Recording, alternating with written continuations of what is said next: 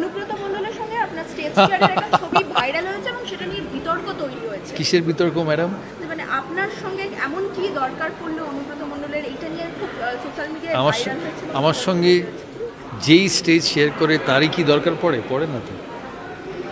Public মানুষ আমি, উনিও পাবলিক মানুষ, আর কত পাবলিক মানুষ আছে। আমি গেছিলাম ডিস্ট্রিক্ট স্পোর্টস ফেডারেশনের ফাংশনে, তা স্টেজ শেয়ার করলে কি হয়েছে? আমি সব রকম মানুষের সাথেই স্টেজ শেয়ার করি। অ্যাকচুয়ালি অন্য লোকেরা তাদের পলিটিক্যাল হেট্রেডে আমাকে জড়িয়ে ফেলে। So I am not a political person. I can share the stays with anybody and I will.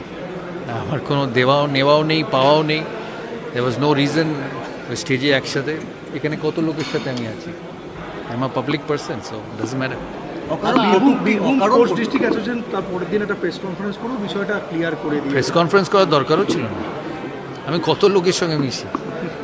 অকারণ একটা বলা হয় সৌরভ গাঙ্গুলি সফট টার্গেট হয়ে যাচ্ছে মানুষের কাছে, অকারণ তাকে নিয়ে আমি বদরও করি না কি টার্গেট করলো, কিসের টার্গেট? এরকম একটা ঘটনা, কোন ঘটনা? একটা ঘটনা, অন্য প্রশ্ন জিজ্ঞেস করো, কিছু না, এই প্রশ্নের উত্তর আমার কাছে নেই। ঘটনা এটাকে কি বলবো? এটা কি বাংলার সংস্কৃতি? আমার এইসব প্রশ্নের উত্তর নেই। তুমি হ্যাঁ খেলাধুলোর প্রশ্ন করলে আমি উত্তর দিতে পারি। আমি চাইবো তাদের চাকরি হোক, আর তাদের চাকরির ব্যবস্থাও হবে আমার মনে হয়। Thank you.